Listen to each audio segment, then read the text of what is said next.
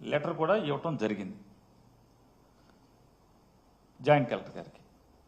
అంటే జయసుధా గారు తరపున వకీల్ గారు ప్లేటర్ గారు వెళ్ళి జేసీ గారిని కలిసి అందజేయటం జరిగింది.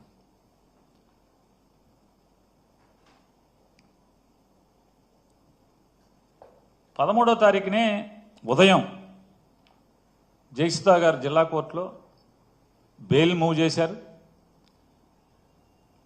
బెయిల్ మూవ్ చేసిన తర్వాత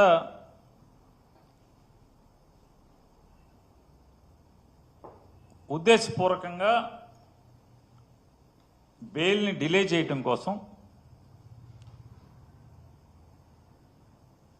దానిలో ఉన్న పీపీని మార్చి, నేను కొత్తగా ఛార్జ్ తీసుకున్నాను కాబట్టి, అంటే విజయవాడ నుంచి డిప్యూటీ డైరెక్టర్ ప్రాసిక్యూషన్స్ హోదాలో ఉన్నటువంటి ఒక ప్రభుత్వ న్యాయ నిపుణులు అంటే గవర్నమెంట్ లీడర్ గారిని అపాయింట్ చేశారు. వారు వచ్చి నాకు సమయం కావాలి, ఇవాళ ఉద్యోగంలోకి వచ్చాను అని చెప్పటం, వెంటనే మళ్ళీ వాయిదా తీసుకోవటం, వాయిదా తీసుకున్న రోజు మళ్ళీ వచ్చి పోలీసులు కేస్ డైరీని కోర్టుకు సబ్మిట్ చేయలేదండి. ఎందుకంటే అది సరాసరి పోలీస్కి జడ్జి గారికి సంబంధించినటువంటి, అంటే charge sheet, final charge sheet వేసే వరకు కూడా అది సీక్రెట్ డాక్యుమెంట్ కాబట్టి పోలీసు అప్పటి వరకు వారు ఏమేమి ఇన్వెస్టిగేషన్ చేశారు, ఈ దీంట్లో ఏమేమి వాళ్ళు తప్పులు కనుగొని పసిగట్టి డాక్యుమెంటరీ ఎవిడెన్స్తో సహా వారు నిర్ధారణకు వచ్చారో అవన్నీ కూడా జడ్జి గారికి రాసి ఇవ్వాల్సినటువంటి రిపోర్టు. ఆ రోజు కూడా పోలీసులు ఇంకా సీడీ తయారు చేయలేదండి అని చెప్పిన వాయిదా తీసుకుని నెక్స్ట్ వెంటనే ఆ పీపీ గారితో సెలవు పెట్టించారు. సెలవు పెట్టించి మళ్ళీ ఇంకొక వాయిదా, పీపీ గారి సెలవు అంటే ఇంకొక వాయిదా.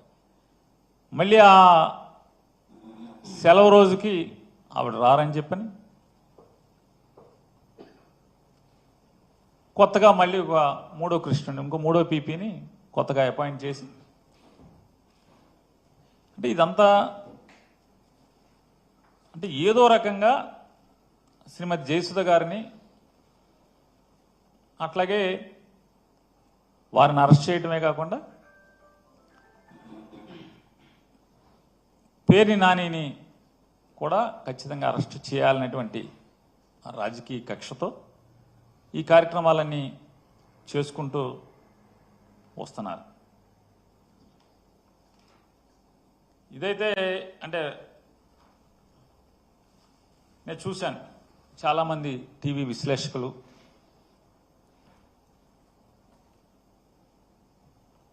అట్లాగే మంత్రులు ఏడి పేరు నాని ఏడి, ఎక్కడికి వెళ్ళిపోయాడు, మాట్లాడ్డే, ఇన్నాళ్ళు ప్రతిదాన్ని వైసీపీ తరపున భుజాన్ని వేసుకుని మాట్లాడేవాడు, వాడి విషయానికి వచ్చేప్పటికి ఆడేం మాట్లాడట్లేదు, ఏమైపోయాడు, పారిపోయాడు పారిపోయాడు పారిపోయాడు. నేను ఎక్కడికి ఏం పారిపోలేదు.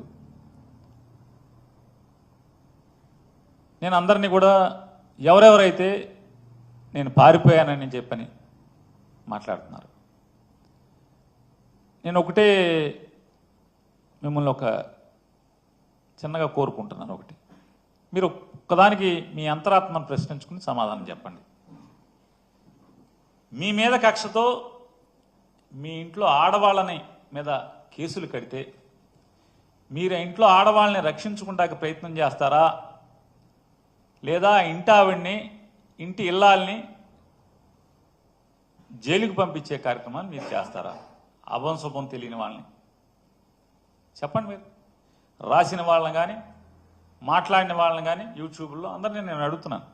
నేను ఇది విమర్శనాత్మకంగా అడగట్లా, పరుషంగా మాట్లాడట్లా. సరే అయిపోయాక ఒక మంత్రి గారు అయితే దొంగతనం చేస్తే రాజకీయ కక్ష ఏంటి, అదేంటిది ఏంటి అని మాట్లాడుతున్నారు. నేను చేశానని చెప్పని మీకు ఆధారాలు ఉన్నాయా? ఎలా మీరు నేను దొంగతనం చేశానని మీరు మాట్లాడతారు? ఇన్వెస్టిగేషన్ కంప్లీట్ అవ్వలేదని చెప్పనేమో మీ పోలీసులే చెప్తున్నారు. ఆల్రెడీ నిన్న కేసు డైరీ కోర్టుకి ఇచ్చి దాంట్లో కూడా ఈ విషయాలు ఏం మాట్లాడలేదని చెప్పని అంటున్నారు. ఇవన్నీ మీడియాలో వచ్చినాయే, నేను కాదు. నేను కోర్టుకు వెళ్ళలేదు. అన్నీ కోర్టు వ్యవహారాల దగ్గర నుంచి పోలీసులు ఏం చేయాలి, ఎవరేమనుకుంటున్నారు, మీరు ఎందుకు ఈ చేయరు అవి చేయరు అని కూడా రాసేటువంటి పెద్దలందరినీ కూడా నేను అడుగుతున్నాను ఒక మాట.